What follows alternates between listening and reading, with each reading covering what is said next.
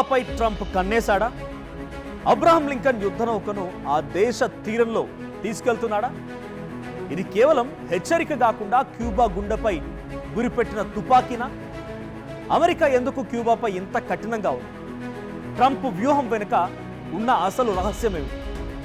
19వ శతాబ్దం నుండి రగులుతున్న ఈ చిచ్చు ఇప్పుడు ఏ మలుపు తీసుకోబోతుంది? అసలు అమెరికా క్యూబా వైరానికి కారణాలు ఏంటో ఈ వీడియోలో చూద్దాం. వెల్కమ్ టు ఆర్టీవీ, నేను మీ జర్నలిస్ట్. అది ఫ్లోరిడా తీరం.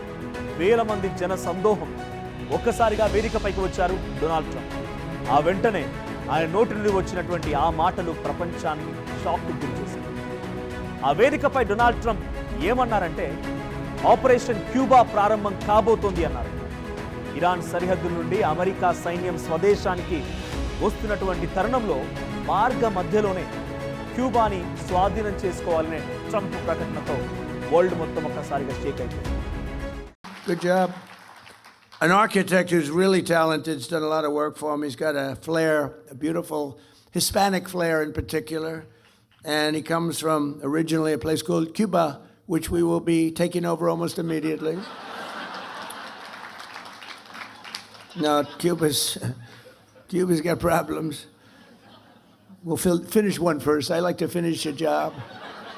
On the way back from, what we'll do, on the way back from Iran, we'll have one of our big, maybe the USS Abraham Lincoln aircraft carrier, the biggest in the world. We'll have that come in, stop about 100 yards offshore, and they'll say, "Thank you very much, we give up."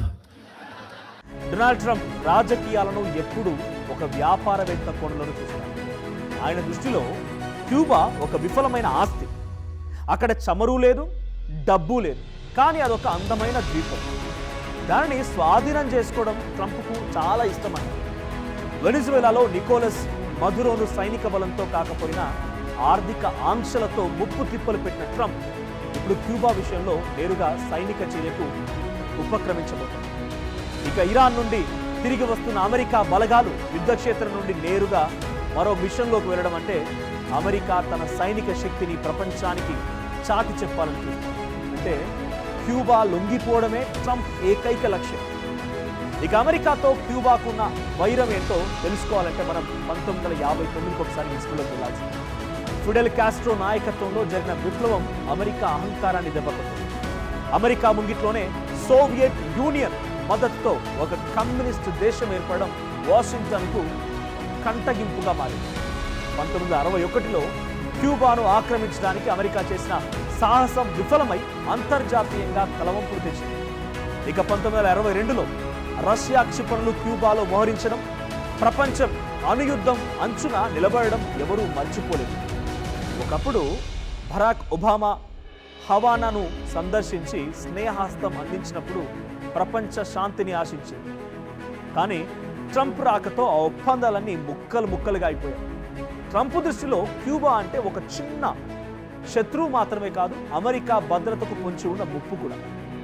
ప్రస్తుతం Cuba ఒక నరకాన్ని అనుభవిస్తోంది.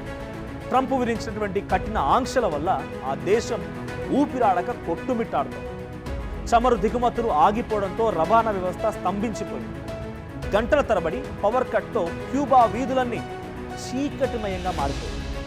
ఆహార కొరత, ఔషధాల కొరతతో ప్రజలు అల్లాడిపోతున్నారు. ఇక Trump ఈ పరిస్థితుల్ని తనకు అనుకూలంగా మార్చుకోవాలని చూస్తున్నారు. ప్రజలు తిరగబడతారు, ప్రభుత్వం పడిపోతుందనేది ఆయన లెక్క.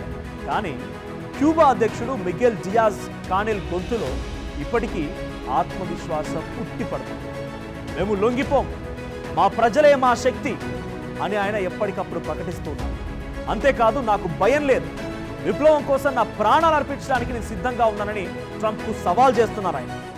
ఇక్కడ ఇంకొక విషయం ఏంటంటే, చమురు లేదు, విద్యుత్తు లేదు, మందులు లేదు.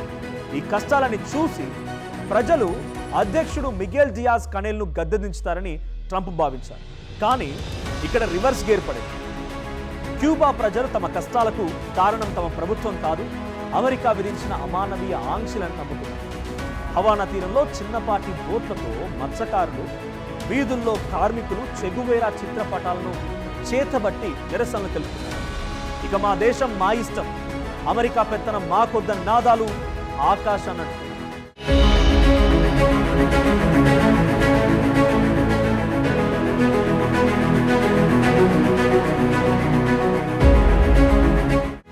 ప్రకటన కేవలం క్యూబాను మాత్రమే కాదు, రష్యా, చైనాలను కూడా అప్రమత్తం చేసింది.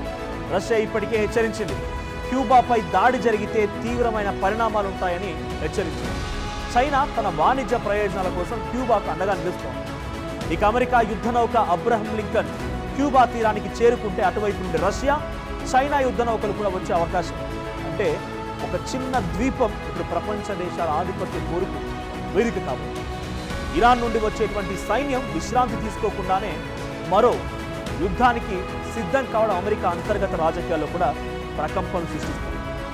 చరిత్ర సాక్షిగా గెలుపు ఎప్పుడు బలవంతుడిదేనా లేక ఆత్మగౌరవం కోసం పోరాడేటువంటి సామాన్యుడిదా అనే ప్రశ్న కూడా వేశారు. డొనాల్డ్ ట్రంప్ తన మొండితనంతో క్యూబాను అమెరికాలో కలిపేస్తారా లేక వియత్నాంలా ఇది మరో అపజయాన్ని మిగులుస్తుందా చూడాలి. క్యూబా ప్రజలు ఇప్పుడు అగ్ని పరీక్షలో ఉన్నారు. ఒకవైపు ఆకలి, మరోవైపు యుద్ధం వైపు. ట్రంప్ గడియారం టిక్ టిక్ మంటోంది. ఆ 100 గజాల దూరం అమెరికా విజయానికి సంకేతమా లేక ప్రపంచ వినాశానికి ఆరంభమా? క్యూబా తీరంలో యుద్ధ మేఘాలు కమ్ముకున్నాయి. ఉరుములు ఉరుముతున్నాయి, మెరుపులు మెరుస్తున్నాయి. ఆ వర్షం శాంతిని మోసుకొస్తుందా లేక రక్తపాతాన్ని చవి చూపిస్తుందా? ఏం జరిగిందో మీరు చూడాలి. కానీ డొనాల్డ్ ట్రంప్ ఒక దేశంపై యుద్ధం అయిపోగానే మరో దేశాన్ని టార్గెట్ చేయడం ఏదో రకంగా ప్రపంచంలో అశాంతిని క్రియేట్ చేస్తుందన్న మాట మాత్రం నిజమవుతుంది. మీరేమనుకుంటున్నారు?